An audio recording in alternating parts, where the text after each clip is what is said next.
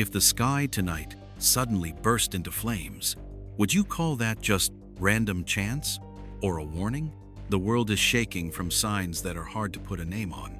Winds howling like trumpets, fires exploding like gates to the abyss. In the Bible, the Lord warned about the last days, Matthew 24:3-14. And now, those signals seem to be coming faster than ever before. From the blazing deserts of Arizona, the cracking forests of the Amazon, mountains in China glowing red, to Donner's summit at 7,000 feet, buried under snow, floods raging, lava tearing mountains apart, wall clouds closing in, pink lightning rumbling. Science says natural disasters have increased 5 times over, but is it really just climate or something supernatural? Today's video will walk through 10 of these events, each one a chilling piece of a bigger picture about the soul, awakening, and salvation. Are you ready to take a closer look? So don't ignore any of the signs, okay? Now, let's pull back the curtain together on the truth hidden behind 10 phenomena that have appeared out in the open and caused a stir these past few days. Let's get started right away with 1. A strange ring of fire opening up on the other side of the world. If the sky suddenly got torn open by a huge ring of fire, that moment would be enough to make us forget all our usual ideas about safety. No sirens, no quick explanations, just this image hanging in the air, blazing, swirling, and making time feel like it's squeezed tight. In those first seconds of seeing it, a lot of folks could only stand still because something inside told them this wasn't a normal sight. The thing happened in Leavenworth, Kansas, about 25 miles northwest of Kansas City, a peaceful flatland area where the sky usually feels wide open and empty. That flatness makes anything moving up high stand out clear as day. And then, in that familiar open space, a ring of fire showed up, hanging between the clouds like a giant eye opening wide.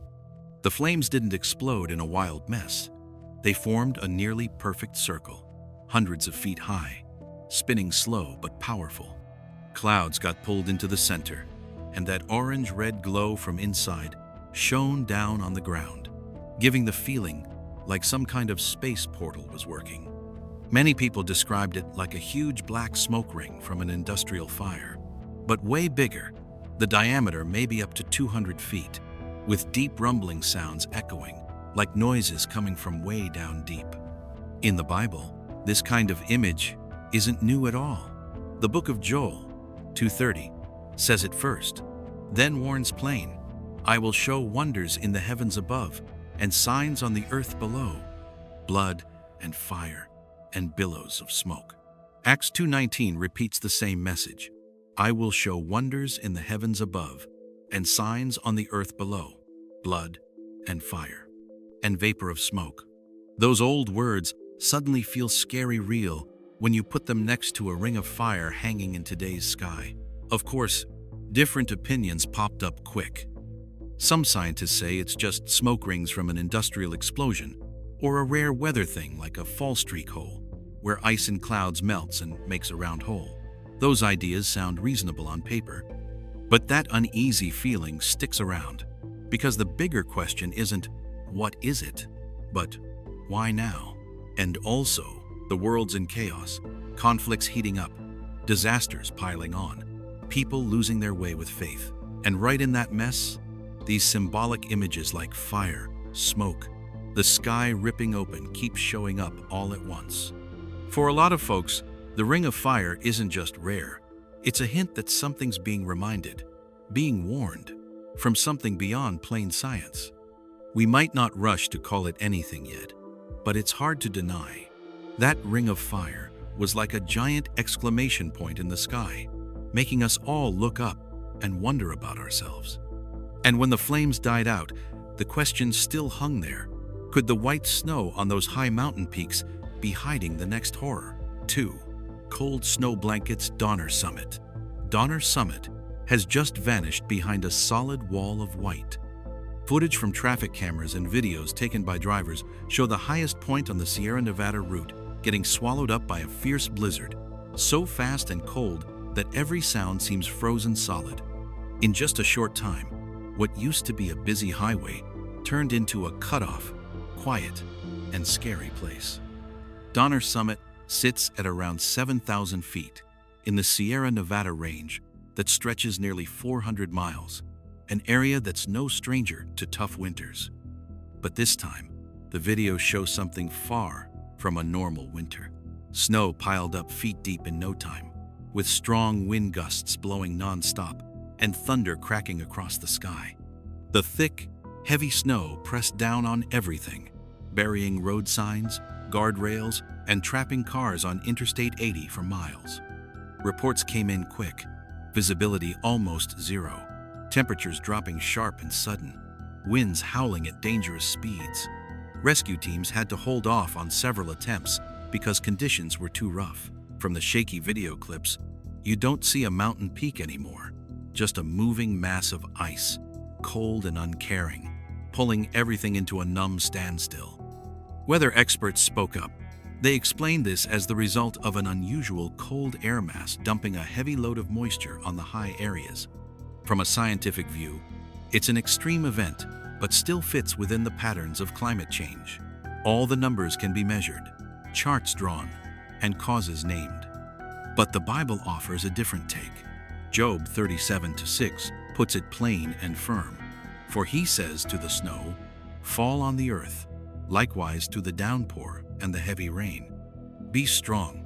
And in Revelation 16:21, the warning hits harder. From the sky, huge hailstones, each weighing about 100 pounds, fell on people, and they cursed God because the plague of hail was so terrible. In this view, snow isn't just weather, it's a command from above. One side gives the science explanation, facts, data, models. The other gives the Bible's meaning, symbols, power, and the will of God. Both look at the same storm, but see different pictures. And right in the middle, each of us has to decide for ourselves. Are we watching a climate pattern or a cold reminder from heaven? As the blizzard still rages over Donner Summit, how fragile we humans are becomes clearer than ever. Just one layer of ice can stop all our plans, shut down every road. The snow doesn't just chill the ground, it seems to freeze over our pride before the day of judgment. And when this snow finally melts, the next question comes right away.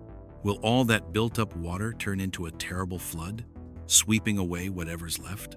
3. Flooding like a giant monster, raging wild. I saw it in a short video, and my first feeling was shock. The water wasn't just flowing, it was rushing down, roaring like a living creature on the hunt. Have you ever looked at your screen and felt your heart tighten, wondering, what if I was there? The scene was the Sacramento Valley in Northern California, covering nearly 400 square miles, where the Sacramento River stretches 384 miles and is no stranger to floods. But this time was different. The water rose dozens of feet, bursting over the banks in a flash, turning roads into raging rivers. The speed was around 20 miles an hour, enough to rip apart everything in its path. In the video, houses got swept away like wet cardboard. Cars spun around and vanished. Mud covered everything. Rescue sirens sounded lost in the noise of the water breaking free. There was no time to get ready, no clear way out, just that feeling of being swallowed up, like the ground and sky were collapsing all at once. In the middle of all that chaos, the Bible came to mind like a chilling reminder. Matthew 24:39 says, "They didn't know anything until the flood came and took them all away. That's how it will be when the Son of Man comes." And 2 Peter 3-6 warns, "Through these waters, the world of that time was flooded and destroyed." Those old words suddenly felt scary next to these modern pictures. So is this just a natural disaster? A lot of scientists blame it on climate change, extreme rains, and overloaded drainage systems. That makes sense. But the question that gives you chills is, why was it so sudden and fierce? Just like the descriptions of the end times in prophecy. Some folks say, don't put religious meaning on disasters. Others argue back. The signs are lining up, from water, ice, to fire, like one warning after another. What about you? Do you think this is just nature's way, or a wake-up call for humanity? One thing's for sure, the world feels more fragile than we like to think. Today's flood brings back memories of the Great Flood. Not just destruction, but a cleansing. If water can sweep everything away in an instant, what's waiting ahead if people keep ignoring it? And when the water finally goes down, the question still hangs there. In the dry desert, are the fire snakes already dancing, waiting their turn? 4. Dancing serpent fire in Monument Valley. Some signs don't come with a bang, they slip into our world quietly. In Monument Valley, the fire doesn't roar up like you might expect. It shows up softly, twisting and stretching, almost like it's whispering a message that not everyone is ready to hear. The setting is Monument Valley, Arizona, a huge area of nearly 92,000 acres in the Navajo Nation, where those red rock formations tower up to 1,000 feet in the middle of the desert. By day, it's a grand symbol of nature's power. But when night falls, with the dry wind and thick air, things start to change. Videos show the fire spreading for miles, not burning wildly but moving in winding paths, crawling over the dry, rocky ground. The flames reflect off the red cliffs, creating pictures like giant serpents dancing, while thick black smoke rolls up and covers the sky. People watching from afar feel both drawn in and a little scared. If you were standing there, in that hot desert with those twisting flames, what would come to your mind first? As soon as the images spread, arguments broke out. Many say it's just a regular wildfire caused by long droughts and strong winds. But plenty of others wonder, why does the fire look so alive, with rhythm, like it's moving on purpose? Are we trying to explain everything with science just to avoid facing something deeper? The Bible has long used fire as a symbol of judgment. Joel 2-3 says, "Before them fire devours, behind them a flame blazes." And Isaiah 30-27 warns, "See, the name of the Lord comes from afar, with burning anger and dense clouds of smoke. His lips are full of wrath, and his tongue is a consuming fire." Those verses make the desert fire seem less like an accident and more like a serious warning for a stubborn world. If floods have swept away things in the north, then fire is burning in the west. Two extremes, but the same message. We're more fragile than we think. Fire doesn't just burn plants, it uncovers what's been hidden under layers of indifference. The fire in Monument Valley will go out eventually, but the questions remain. Are we seeing a bunch of separate events, or pieces coming together into a bigger picture? And if the desert is burning like a poisonous snake slithering along, is the snow volcano in the east quietly glowing too? 5. The flaming mountains glow bright in China. In a place that seems like it's just rock and sand, every morning brings a sight that makes folks slow down, look up, and wonder, where does this come from, and who is it meant for? This is the Flaming Mountains in Turpan, China, a range about 60 miles long where the ground can hit 176 degrees Fahrenheit. This dry land has long been known for its harsh heat. But what really catches the world's eye isn't the temperature. It's those moments when the mountains seem to catch fire quietly. Videos show that early each morning, when the sunlight hits at just the right angle, the whole range turns a bright orange-red. Clouds drift slowly overhead, catching the light and creating the illusion of flames dancing on snow or pale rock. No smoke, no ashes, no loud cracks, just light moving like a sacred ritual that happens every day. The feeling this sight gives isn't fear, but a mix of wonder and a little chill. Fire usually means destruction, but here it shows up in peaceful beauty, almost inviting people to stop and think. If you stood there watching it, would you call it a miracle or just a trick of the light? The Bible talks about burning mountains as big signs. Revelation 8:8 says, "The second angel sounded his trumpet, and something like a huge mountain, all ablaze, was thrown into the sea. A third of the sea turned into blood." And Amos 9:5 points out, "The Lord, the God of hosts, is he who touches the earth, and it melts, and all who dwell in it mourn." These verses make a glowing mountain not just pretty, but something that warns and awakens. From a scientific view, experts call this alpenglow, an optical effect when sunlight hits the mountain surface at a low angle. They say there's no real fire, no supernatural power, just light and the air conditions. But the question lingers. Why do moments like this keep showing up in times full of upheaval? Science can explain how it works, but faith gives it meaning. Are we seeing a beautiful natural event, or a reminder that God's power can turn cold, barren things into bright light right before our eyes? The mountains aren't really burning, but maybe people's hearts are being stirred. And if light can make rock glow like fire, it could real lava somewhere be quietly building up, waiting for its day to break through. 6. Lava flow splitting the mountain. This isn't some vague sign anymore. It's real fire, real heat, right there, tearing open the earth in front of us. That bright orange-red lava pours down like a river of flame, cutting right through the rock mountain, making anyone who sees it realize nature isn't quietly resting anymore. It happened at Kilauea Volcano in Hawaii, about 4,000 feet high, inside a national park that's over 323,000 acres big. The area is used to volcano activity, but this time it went way beyond what feels normal. Cameras shook, the ground cracked open, and the glow spilled out like the Earth's core was being ripped apart.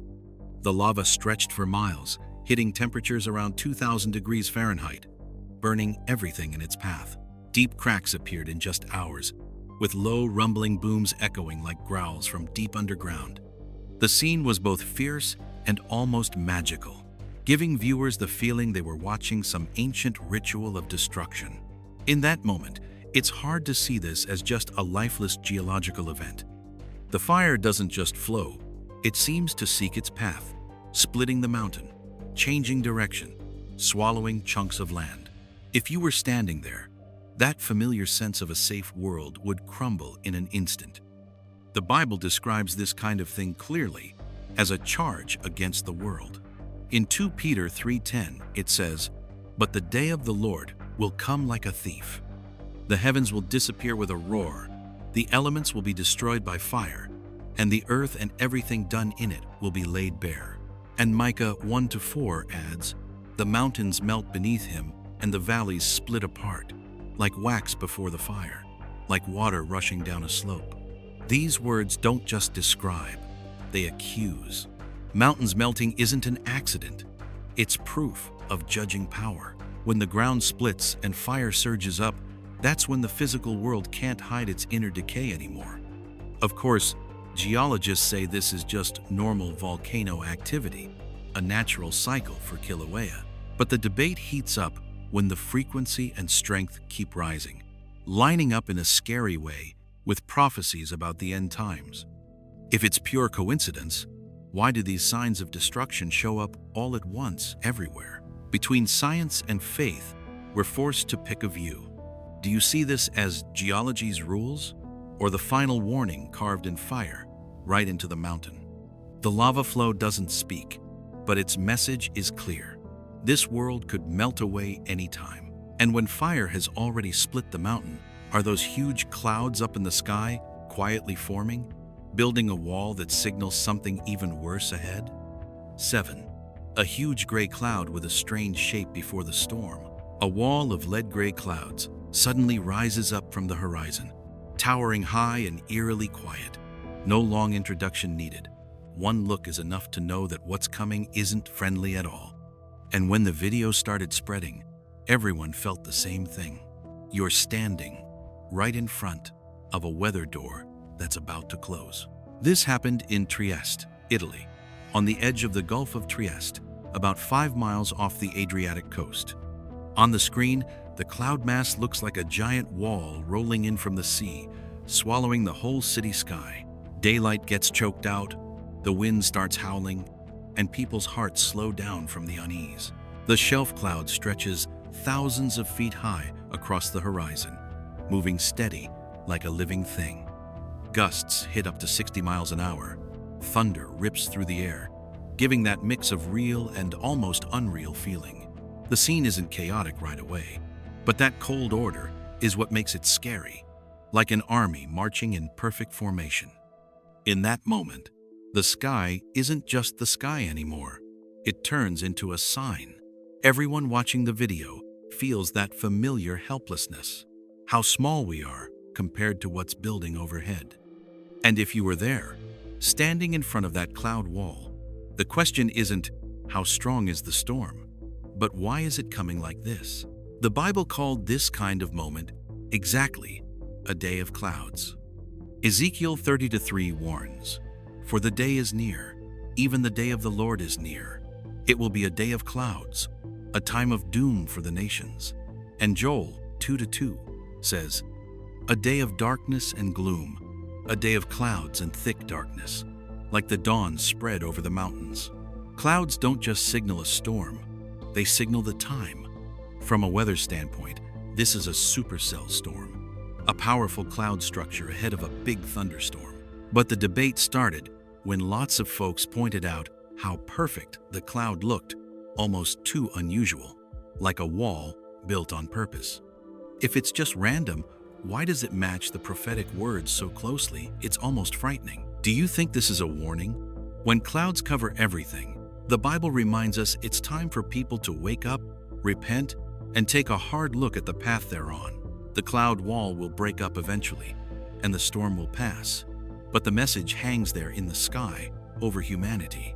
And when these clouds close in, is another crack of fire quietly opening deep in the woods somewhere, waiting its turn to show up? 8. A fiery crack in the Amazon rainforest. Deep in the thick jungle canopy, where sunlight hardly ever reaches the ground, a blood-red glow suddenly burst up from the earth. The video capturing that moment gives folks the chills. The first feeling isn't curiosity, it's straight-up fear.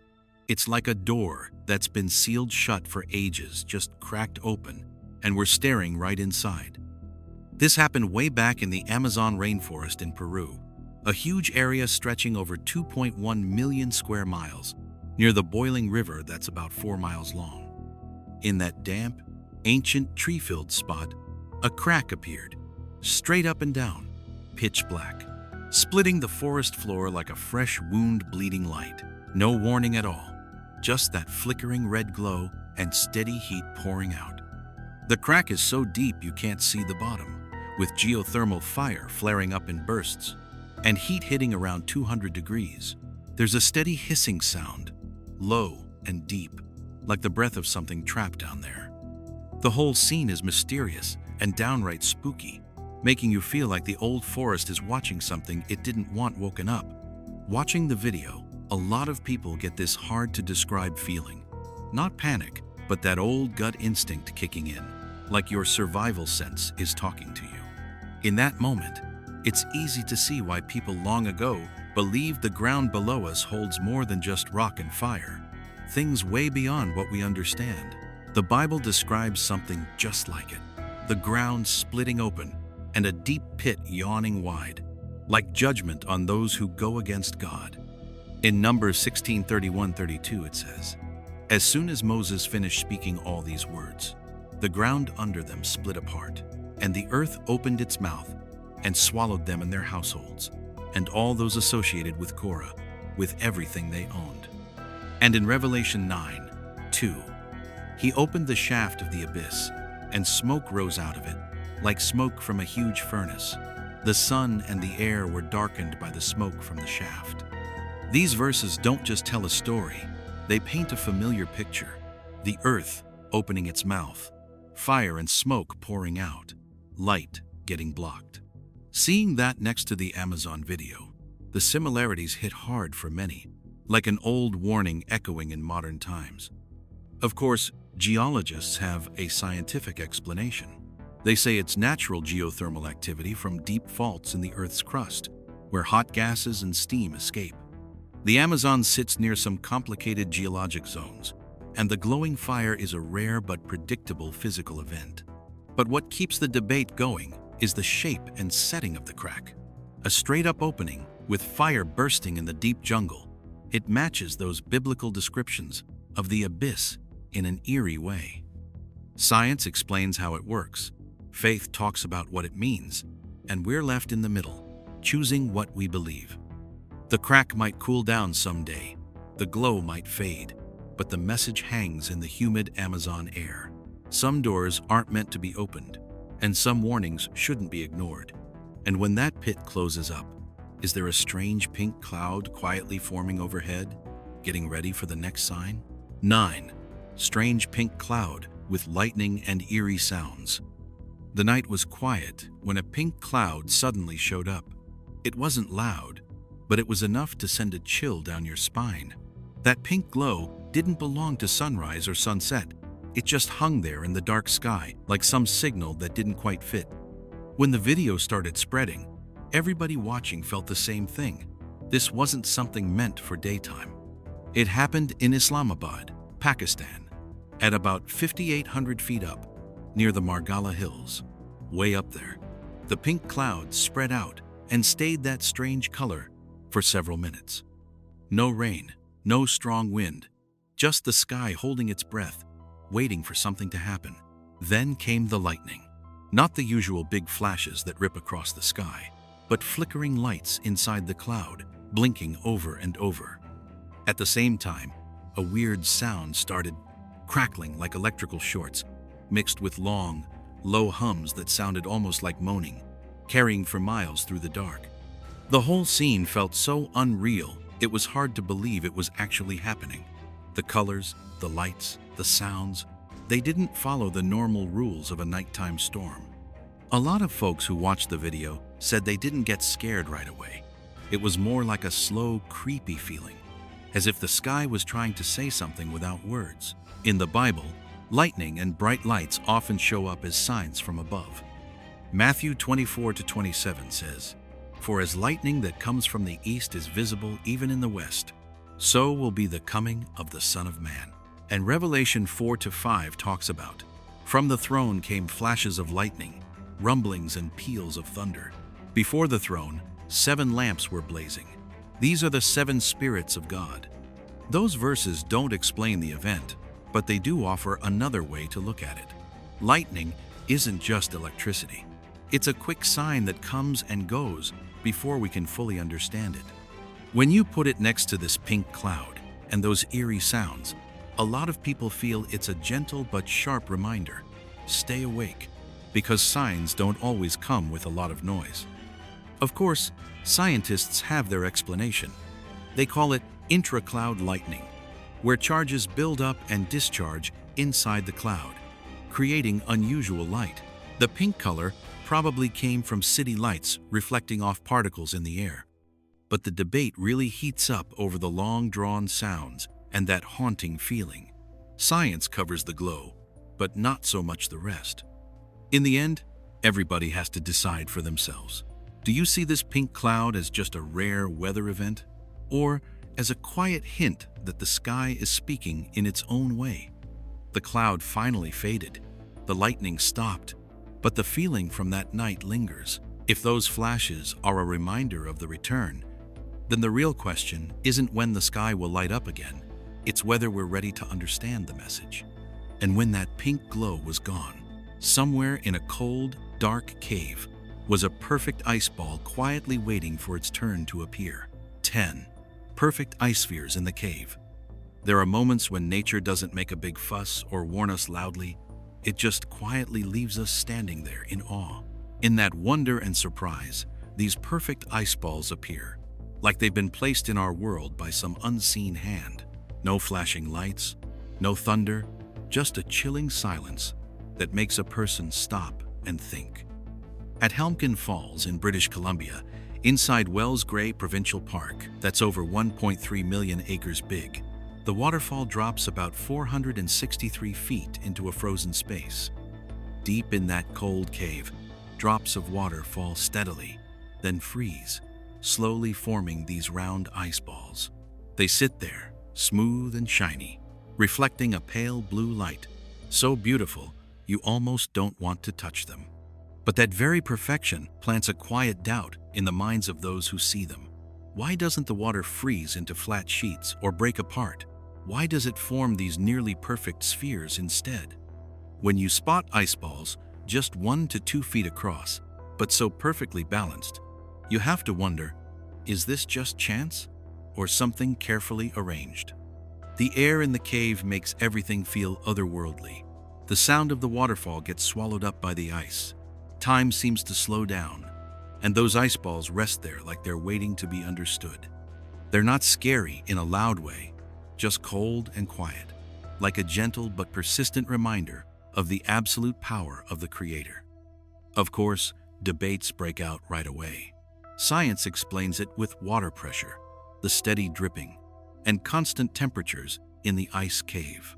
But many folks push back, saying that kind of evenness and roundness feels way beyond accidental. If it's just physics, why does the shape have such orderly beauty, like it was measured out ahead of time? The Bible steps in here not as a suggestion or explanation, but as the final word. In the book of Job, 38 to 29, 3:0, it says, "From whose womb comes the ice? Who gives birth to the frost from the heavens? The waters become hard like stone, and the surface of the deep is frozen." Those questions don't need answers from us. They already declare who has the power to create and freeze everything in creation. So these ice balls aren't just a rare beauty. They're a cold warning. The world runs on an order that we don't control. When God wants, water turns to stone, flows stop, and life can be held in a frozen state. This isn't make-believe. It's a reminder about the end times, where God's power is shown without any noise.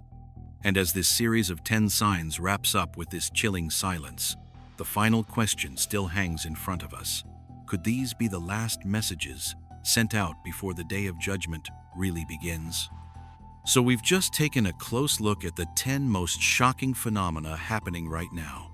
And we've seen one thing clear. They're showing up fast and very openly. And those warnings the Bible mentioned long ago are slowly coming true. Let us know in the comments which one impressed you the most and really got you thinking. When we look back at the whole journey we've just gone through, we no longer see 10 separate events, but a chain of signs that are tightly connected to each other. From fire in the sky, lightning tearing through the night clouds, waves swallowing up the land, to those quiet ice balls deep in caves, everything seems arranged in an order that's worth thinking about. Fire and ice, light and darkness, violent movement and cold stillness, all of it telling the same story. Each event is like a puzzle piece, and when you put them together, they form the picture that the Bible warned about long ago. In Matthew 24 to 6:8 it says, "You will hear of wars and rumors of wars. See that you are not alarmed, for this must take place, but the end is not yet. For nation will rise against nation, and kingdom against kingdom, and there will be famines and earthquakes in various places. All these are but the beginning of the birth pains." What we're seeing today seems to echo exactly what that warning was talking about. The thing is, these signs aren't just about destruction. Mixed in with the fear is a quiet ray of hope. If these really are the final reminders, then they're also a chance for people to wake up, turn back, and get their hearts ready for the day the Lord returns. The shaking of the world isn't just meant to scare us, it's to stir the hearts that have been asleep for too long. So the call right now isn't to panic, but to repent and pray. We're being reminded to take a good look at our own lives, put our faith back where it belongs, and find peace in the Lord as the end times get closer than ever. Hope doesn't wipe away the fear, but it helps us stand firm in the middle of it. If these signs have touched you in any way, feel free to leave a prayer or your own thoughts in the comments below. Every shared thought isn't just one voice. It's a connection between hearts that are all feeling the same concern about what's happening around us. And if you think these messages need to reach more people, don't forget to like, share, and subscribe to the channel so you won't miss any future signs or warnings. Every little action helps get the truth out to more folks. Finally, as the world keeps shaking day by day, the question still hangs there, not easy to answer. Which side will you choose when the Lord really comes back? Thank you for sticking with me all the way to this point, and I hope peace stays with you, even in the unsettled days ahead. Now let's bring in the meteorologist in charge at the National Weather Service. Fall poses a rare high risk for floods. This month of December, LA.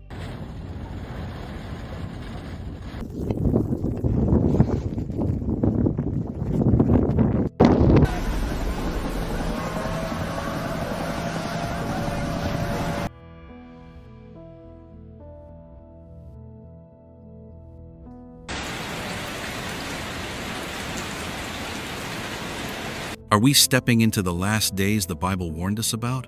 When the skies roar, water bursts up from the ground, and bitter cold grips everything tight, is it just natural disasters? Or is God's clock ticking down? Do you feel time speeding up, second by second? From Los Angeles swallowed by flash floods, Yakutia frozen solid under record snow and ice, to the desert in Jeddah turning into raging rivers, the world is shaking hard. 10 moments. 10 hard hits to human pride, where water rises, the earth cracks, and everything gets turned upside down. Don't look away. What's coming next might make you wonder. If history repeats itself like in Noah's time, will we choose to believe or not? 1. Widespread flash flood warnings across Los Angeles Metro and Southern California. In just a few short hours, the skies over Southern California turned dark, and rain poured down without any warning. Streets flooded, freeways came to a standstill, and familiar neighborhoods turned into chaos. While we were still thinking it was just a heavy downpour, flash flood warnings went off all at once across the Los Angeles metro area, San Bernardino, Riverside, and many nearby counties, like a big red alert for the whole region. Atmospheric rivers from the Pacific hit hard with massive amounts of water, bringing rainfall way beyond what city infrastructure could handle. Thousands of people had to evacuate overnight. Many highways were completely cut off, and dirt and rocks from hillsides slid down, sweeping away homes, cars, and everything in their path. Officials reported dozens of areas with dangerous deep flooding, fast-moving water strong enough to flip cars, destroy foundations, and shut down the city for hours on end. The damage isn't just in the pictures. This is part of the string of billion-dollar disasters that America keeps facing, where each urban flood can cost billions, from ruined homes and roads to disrupted daily life and the economy. Even our modern drainage systems quickly got overwhelmed, showing how fragile the order we've built is compared to nature's real power when it's pushed to the limit. Looking at those swirling waters right in the heart of Los Angeles, it's hard not to think of the warning in Genesis 7, 11, 12. In the 600th year of Noah's life, all the springs of the great deep burst forth, and the floodgates of the heavens were opened, and rain fell on the earth 40 days and 40 nights. The water didn't just come from above, it surged up from the ground itself, just like the Bible described in that time of judgment by flood. Jesus also warned in Matthew 24:37, "As it was in the days of Noah, so it will be at the coming of the Son of Man." And Luke 21:25 says, "On the earth, nations will be in anguish and perplexity, the roaring and tossing of the sea." Those words feel haunting when torrents of rain hit the city, bringing widespread confusion, helplessness, and fear. Of course, some will say this is just the result of climate change or natural cycles. But the question hangs there. Why does what's happening match so eerily with the descriptions of a world drowned because of human corruption? Genesis 6:13 records God's words, "The end of all flesh has come before me. I am going to destroy them along with the earth." This isn't a threat, it's a warning that has come true before. Los Angeles today isn't just a weather report. It's an opening signal, the first alarm bell showing water returning as a familiar language of judgment. If this is only the beginning, how much worse could things get ahead? And as water keeps rising in other places around the world, will we realize it too late or wake up in time? 2. Ice apocalypse in Siberia. The screen opens without any long introduction. Just Yakutia. Just the number 69 degrees Fahrenheit sitting alone in the middle of the frame. The camera shakes a little in the blizzard wind, snow whipping across the lens like it's tearing the air apart. No emotional narration, just the cold facts. Ice has this land in a tight grip, and people look small and fragile. From Tixi, videos show house doors completely buried in snow, streets gone, schools closed for good. Nothing but white, as far as you can see. A feeling of being cut off from everything, like the rest of the world doesn't exist anymore. The only sound is the wind howling, going on and on, like a judgment that doesn't need words. These pictures aren't rare anymore. In Hokkaido, Japan, whole villages buried under deep snow. In Alaska, billions of dollars in damage from 6 to 8 feet of snow. Record cold trapping folks at home for days. Even farther away, Jeddah, desert turned into rivers, where Fireman Ali Khan risked his life saving people in the floodwaters. Different places, but the same feeling. People surrounded by nature's extremes. Weather experts give the usual explanations. The jet stream acting up, temperature differences at the Arctic, climate change making weather more extreme. The Siberian blizzard is described as plain physics in the atmosphere, a chain of causes and effects you can measure, model, and predict. But then another way of looking at it sits right beside that.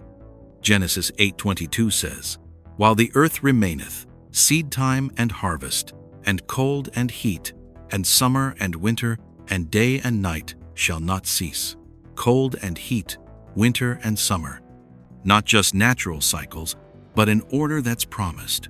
Job 37:9-10 adds, "Out of the south cometh the whirlwind, and cold out of the north. By the breath of God, frost is given, and the breadth of the waters is straitened." The cold doesn't just come from the north, it's from the breath of God. So is this just atmospheric physics, or another language for divine power? Science talks about extreme weather. The Bible talks about signs. Matthew 24-39 warns, "And knew not until the flood came, so shall also the coming of the Son of Man be." People in Noah's day went about their normal lives until it was too late. And us, watching Yakutia freeze solid, are we understanding something? Or are we also not knowing? Revelation 16:21 describes trouble from the sky. "And there fell upon men a great hail out of heaven." Ice, hail, floods, different forms, but the same message about how fragile we are before judgment. Genesis 6:17 brings back Noah's flood, not to scare us, but to wake us up. From Tixi, through those shaky snowstorm frames, this moment isn't just a weather report.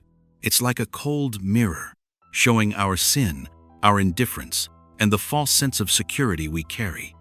If Siberia's deep freeze is a reminder, then the question still hanging there is, as the world keeps freezing in all sorts of ways, will we wake up or stay frozen in our own silence? 3. Devastating tsunami from Great Alaska Earthquake. Tsunami, Alaska. Just those two words are enough to shake the entire Pacific coast. This wasn't a forecast or some theory. This was the moment the ground roared, and the ocean answered back with raw fury. A massive earthquake off Alaska ripped open the seafloor, triggering a chain of tsunami waves that raced toward coastal towns like a judgment waiting to fall. In just minutes, warnings went out along the Pacific coast. Waves dozens of feet high slammed ashore, wiping out small towns, destroying homes, docks, and vital infrastructure. Reports showed places like Chenega almost completely gone. Square miles of land swallowed by salt water. Economic damage quickly climbing past $1 billion. In Oregon and Washington state, the sea pulled way back, then came rushing in like a wall of water, leaving an eerie silence after the roar. Aerial cameras captured the moment the waves hit, the coastline vanishing, boats tossed around like toys. In minutes, what generations had built was crushed. We see plainly the unstoppable power of the ocean, where people are helpless against the earth's pulse. Those images bring to mind ancient stories, when water was the tool of judgment. Genesis 7:19-20 puts it plainly. And the waters prevailed exceedingly upon the earth. And all the high hills that were under the whole heaven were covered, and the mountains were covered. The water rose beyond all limits, covering mountains and plains alike, no exceptions. Luke 21:11 adds the warning, and great earthquakes shall be in divers places, and fearful sights and great signs shall there be from heaven. Earthquakes and raging seas aren't strangers in prophecy. 2 Peter 3-5-6 reminds us of a memory mankind often tries to forget, whereby the world that then was, being overflowed with water, perished. A whole world drowned in water, not from lack of knowledge, but from turning away from warnings. Matthew 24:7 stresses the sequence of signs. There shall be earthquakes in divers places. And Revelation 6:12 paints a chilling picture. There was a great earthquake. Of course, science talks about tectonic plates, built-up pressure, and released energy. Those explanations are accurate, but they're not the whole story. When the sea roars, just as Scripture describes, when earthquakes strike in many places at once, we have to set the two answers side by side, one from man, one from God's Word. And the gap between them is getting harder to ignore. The Alaska tsunami wasn't just a geological disaster. It was an indictment in water and rock, reminding us that time isn't on the side of complacency. Like in Noah's day, warnings sound before the door closes. Ahead, the ocean is still there, quiet in a troubling way. And the question hangs in the air without needing to be spoken. When the next big wave rises, will we be ready? 4. Water rising up through the bricks, into columns, flooding everything around. The camera isn't pointed at the sky, it's looking down at the ground. Those old paving bricks look unusually damp and dark, with the joints between them trembling a little, like they're breathing. No sirens going off, no heavy rain pouring down, just this strange sound, the hiss of water pushing up from under the concrete, slow but steady, as if the earth below is waking up. Then, all of a sudden, the water bursts out, not from sewers, not from rivers overflowing banks, but right from the bricks under people's feet. Columns of water shoot straight up a few feet, cracking the pavement, spreading fast through the neighborhoods. Videos from Miami and Houston show basements filling up in just hours, home foundations getting pushed around, drainage systems completely overwhelmed. In Nouakchott, Mauritania, the ground soaked full of water pushes the level up several feet, square miles of land sinking down, damages quickly, hitting billions of dollars. The footage shakes with the steps of the person holding the camera. Salty water splashes over tires, carrying trash, mud, and that strong metallic smell. Streets turn into temporary canals. Places once thought safe, now the deepest spots. The feeling isn't from some storm outside. It's from a betrayal underneath, when the ground we trust starts spraying water like an open wound. Experts explain it with science. Overpumping groundwater, rising sea levels, water pressure forcing its way through city foundations. They use technical terms, all logical and backed up. But watching those columns shoot up from dry land, a lot of folks can't help feeling it's more than just an infrastructure problem. Genesis 7:11 puts it plain. In the 600th year of Noah's life, the fountains of the great deep burst forth, not rain first, but the springs of the deep breaking open. Job 38-16 asks straight out, have you entered into the springs of the sea, or have you walked in the recesses of the deep? Do we really understand what's moving under our feet?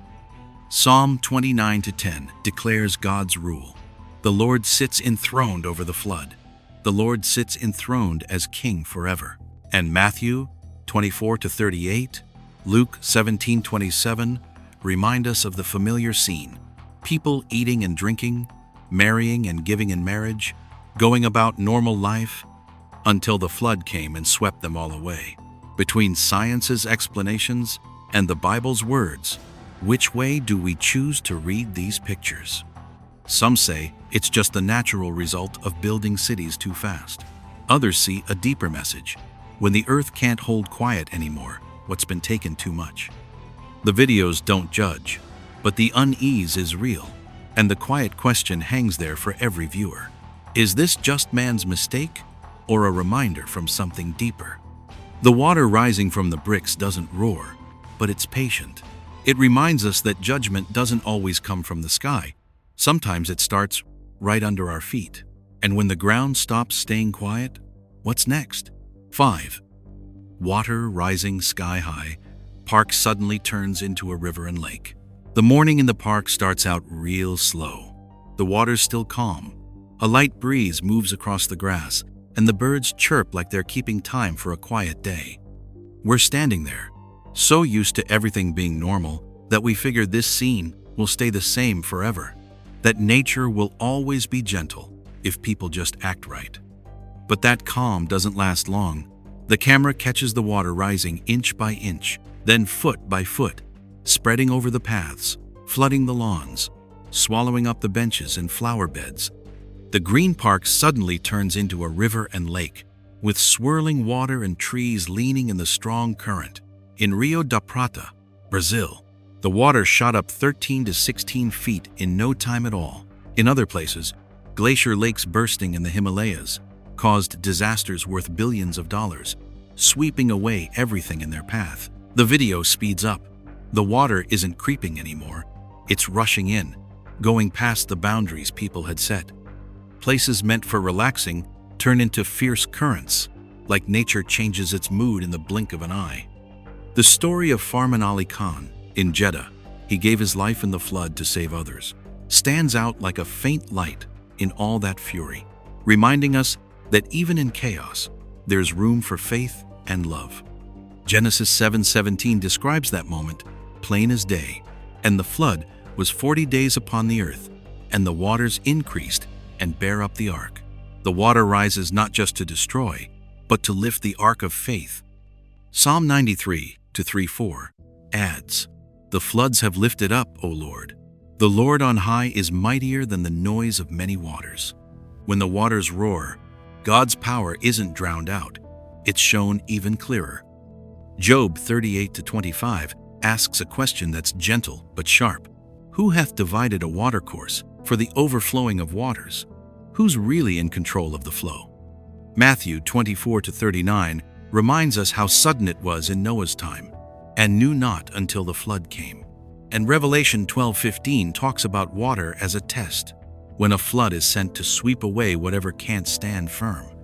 Some folks explain it all with climate change, melting ice, extreme rain. That's true on the surface, but the Bible sees the same thing differently. Rising water as a warning, not to scare us, but to wake us up.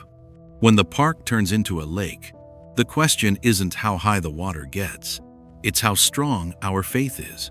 This moment isn't just about judgment, it's about hope too. If water can lift the ark in the middle of the flood, then faith can lift people in the middle of chaos. And while the water's still rising, the only thing left is the choice. Are we standing on the shore watching, or are we getting our own ark ready for what's coming? 6.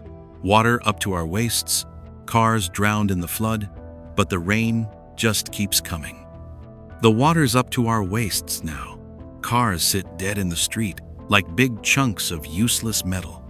The rain pours down hard, no mercy, no sign of letting up, even though down below are all those fancy drainage systems folks bragged about, calling them smart, modern, and foolproof.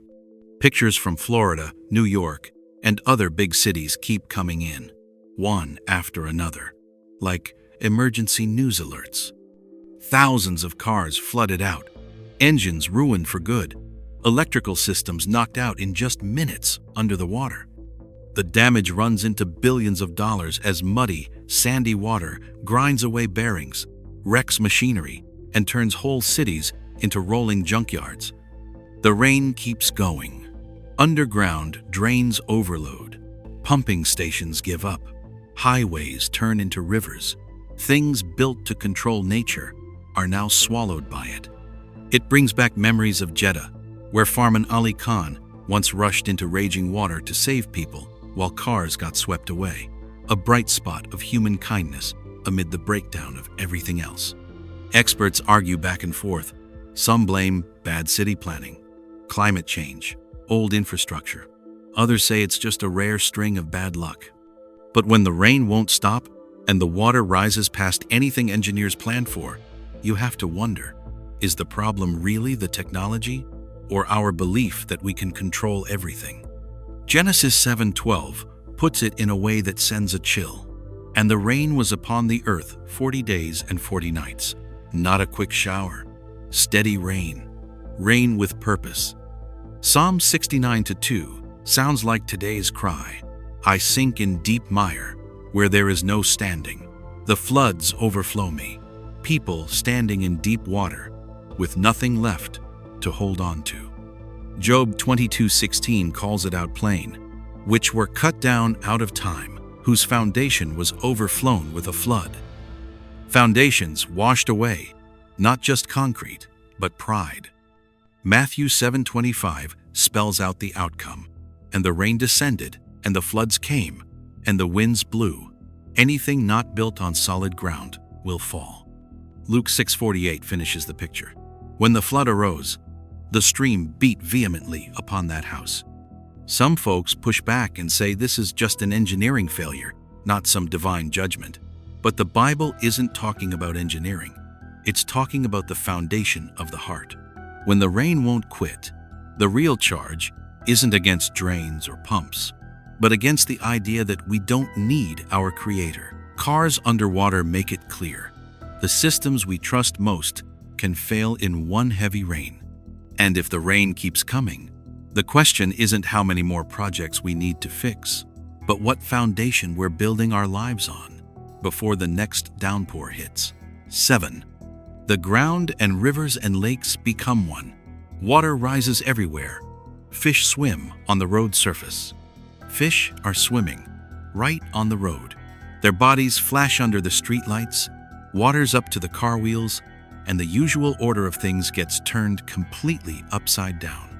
We see it clear as day in those raw videos. No staging, like a slap in the face, to that sense of safety we always thought was rock solid. The scene spreads out fast. Land and rivers and lakes lose their boundaries. Water floods the streets, sidewalks, parking lots, turning whole neighborhoods into one strange flow. In Tampa Bay, Florida, fish get pushed from the canals onto the streets after heavy rains. In Vancouver or Savannah, the same thing happens when rivers overflow their banks. Videos show fish thrashing in the murky water, swimming through places meant only for people, giving an eerie, almost unreal feeling. Experts explain it plainly. Long, heavy rains, high tides, and overloaded drainage systems cause river and canal water to back up into cities. The water pressure pushes fish out of their normal homes, making this a natural result of serious flooding. These kinds of disasters are called billion-dollar events, with huge damage to roads, buildings, traffic, and people's daily lives, just like what happened in Dubai or the Jeddah floods, where Farman Ali Khan lost his life in the water trying to save others. But the Bible looks at the same picture through a different lens. Genesis 7:21 says, "And all flesh died that moved upon the earth, and every creeping thing that creepeth upon the earth." When order gets overturned, life gets pushed out of its proper place. Psalm 104:6 describes that power. "Thou coveredst it with the deep as with a garment. The waters stood above the mountains." The water doesn't just overflow. It covers everything, like a garment draped over the world. Job 12:15 puts it straight. "Behold, he withholdeth the waters, and they dry up. Also, he sendeth them out, and they overturn the earth." God holds the waters back or lets them go. And when he lets them go, the order of the land gets flipped. Matthew 24:38-39 recalls the days of Noah, when people went about their normal lives right up until the flood came and swept them all away. Revelation 21:1 ends with a different vision. "And I saw a new heaven and a new earth, and there was no more sea." A new order, after the old one is wiped away. So which answer is right? Science talks about heavy rain and water pressure. The Bible talks about the overturning as a message. One side explains how it works, the other side explains what it means. And when we see fish swimming on the streets, the question isn't just, why is the water rising? But what kind of order are we living in? And what will happen if that order keeps getting turned upside down? This moment doesn't just shock us. It makes us stop and think. When land and rivers become one, when fish leave their familiar water to swim on city streets, it's a sign that boundaries are melting away. And if those boundaries keep disappearing, what will be swept away next? 8. The raging floodwaters rush by, muddy and wild, turning city streets into fast-flowing rivers. The floodwaters came rushing in. In just minutes, familiar streets turned into raging streams, with muddy water charging ahead like an untamed beast, sweeping away everything in its path. Images poured in from Louisville, Kentucky, and Montpellier, France, like urgent news alerts. Roads vanished under swirling water. Sidewalks lost their edges. Cars got lifted and spun around like toys. In Palm Springs, California, rare heavy rains sent desert floods straight into neighborhoods, shattering every safety plan that had been made. The cold, hard numbers kept coming. Thousands of homes flooded, traffic ground to a complete halt, damages adding up to billions of dollars in just hours. Experts warned that once water hits high speeds, even a few inches can sweep away a grown person, and a car can get dragged off in a flash with no time to react. Floods don't flow gently. They knock things down, carve deep grooves, wear away layers of pavement, and carry off mud, trash, metal. Rescue teams talk about feeling helpless as water rises faster than they can evacuate people. Those scenes bring to mind Jeddah, where Farman Ali Khan threw himself into the fierce waters to save lives amid cars being swept away, a reminder of how fragile life is when nature gets angry. Science explains it plainly. Paving over cities stops water from soaking into the ground. Short, heavy rains create powerful surface runoff, and drainage systems can't keep up. But even understanding how it works, experts all agree these kinds of floods are happening more often and hitting harder, and no city is truly safe. Genesis 7:4 rings out like a warning ahead of time. For yet 7 days, and I will cause it to rain upon the earth 40 days and 40 nights. It's not just rain, but rain at the right moment. Rain with a message. Psalm 124:4 echoes it. Then the waters had overwhelmed us. The stream had gone over our soul. When floods push past what we can handle, they don't just drown streets, they drown our confidence too. Job 28:11 sets a limit on power. He bindeth the floods from overflowing. When that limit is lifted, nothing can stop the water. Matthew 24:37 puts it straight, but as the days of Noah were, and Luke 21:25 describes our times perfectly. The sea and the waves roaring. The seas roar, waves crash, and dry land finds no peace. Some folks argue it's just the natural result of city planning and climate. No need to see deeper meaning. But the Bible doesn't deny the mechanics. It warns about the fallout when people think they've got every flow under control. When streets turn into rivers, the warning isn't abstract anymore. It's rushing right under our feet. This moment doesn't leave room for waiting around. The floods are carrying off anything that stays still. And while that fierce stream is still rushing hard, the question hangs open. Will we keep standing in the middle of it, or find a way out before the next one hits even stronger? 9. Even with drainage systems everywhere, the water still rises and floods the whole road. Drainage systems are packed along every street, advertised as SMART, the last line of defense against flooding. But right now, all that falls apart. The water keeps rising, spreading out, taking over the entire road like there's no way for it to drain at all. This isn't just a technical glitch anymore. It's something that needs a straight-up warning. It happens fast and makes no sense. The storm drains are close together. Pipes run all under the city. Everything's there, but the water doesn't go down. It sits, then rises higher, spills over the curbs, climbs the sidewalks, turns the street into one big pool. Human logic gets turned upside down. The more systems we have, the more the water has nowhere to go. Things built to control nature can't handle the very water they were supposed to manage.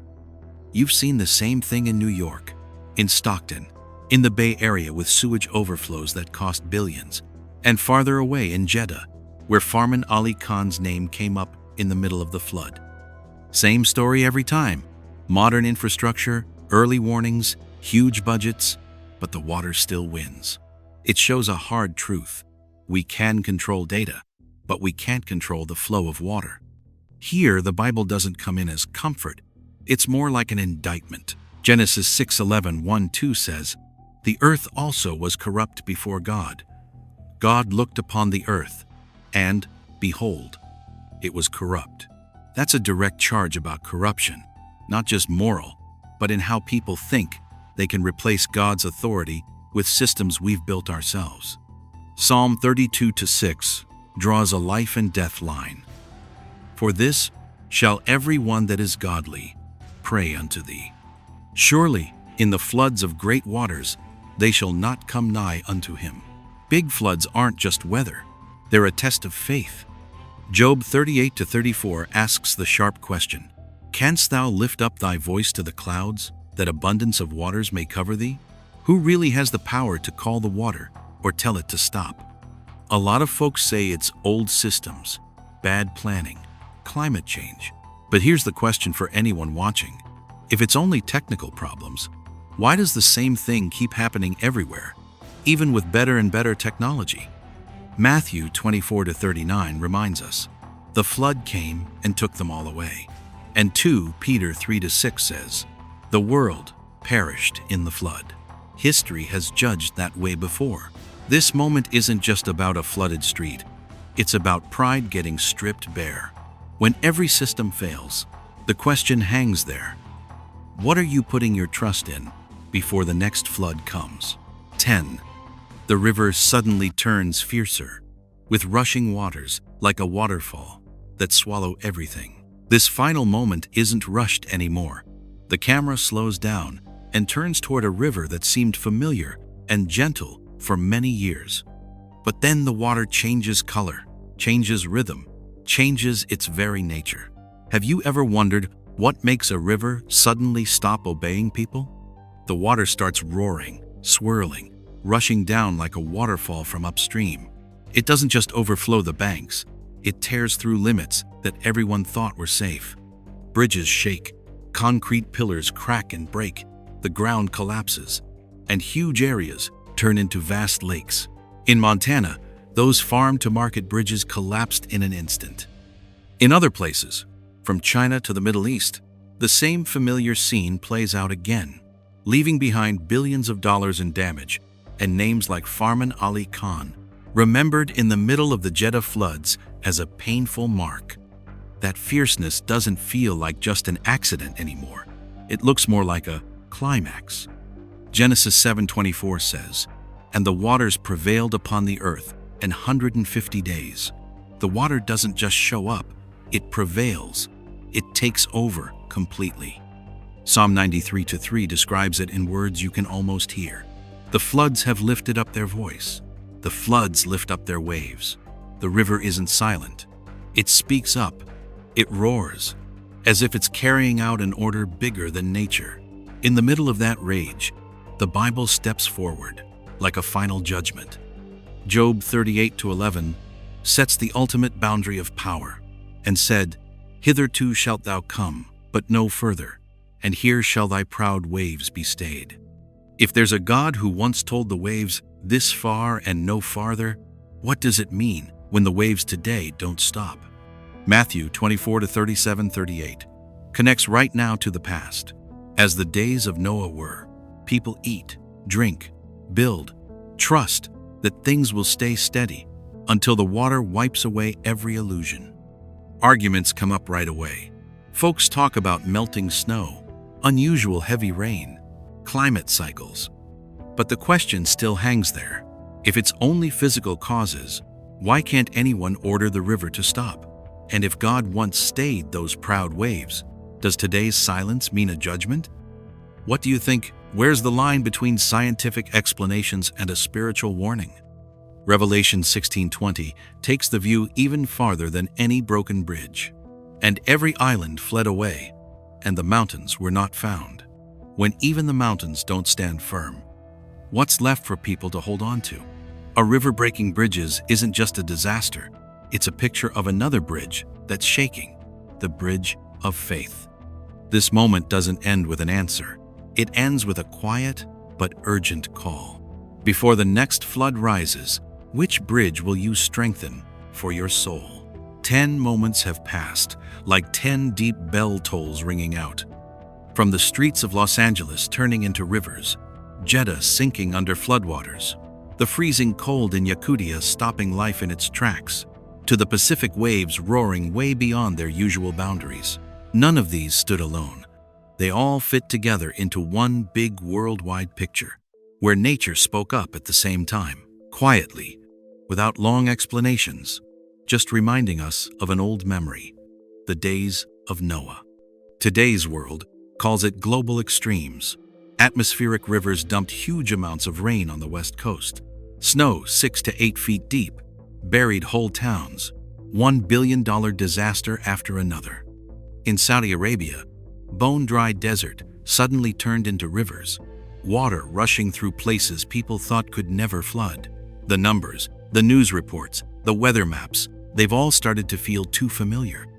But what's truly scary isn't how new it is. It's how often it keeps happening. Among all that water, the story of Farman Ali Khan in Jeddah stands out like a quiet light. One ordinary man gave his life in the flood to save others, reminding us that faith doesn't disappear in disaster. It often shines brightest right in the middle of the storm. When everything else gets swept away, what's left isn't concrete or steel. It's the choices made by the human heart. The Bible doesn't show up to offer cheap comfort. It's there to wake us up. Matthew 24-42 comes through like a whisper you can't ignore. Watch therefore, for ye know not what hour your Lord doth come.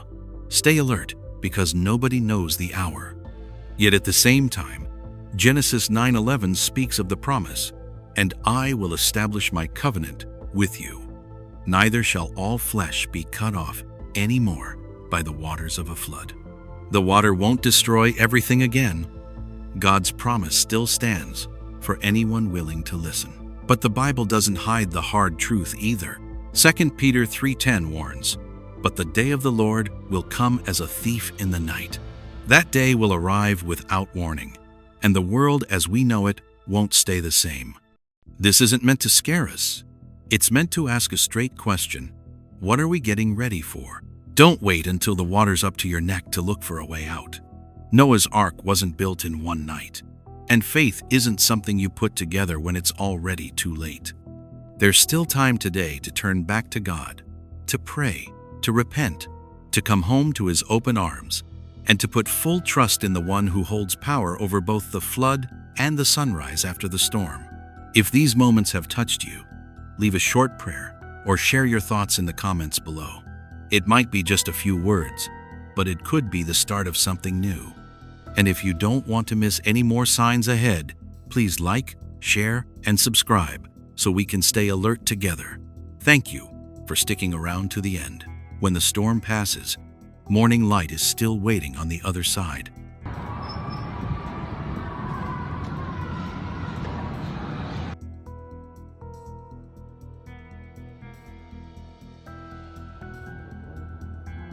Oh, there it goes. See? I got it on my thing. There's.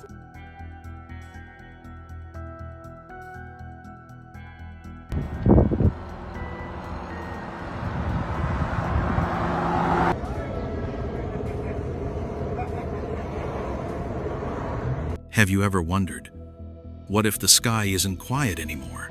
What might that mean?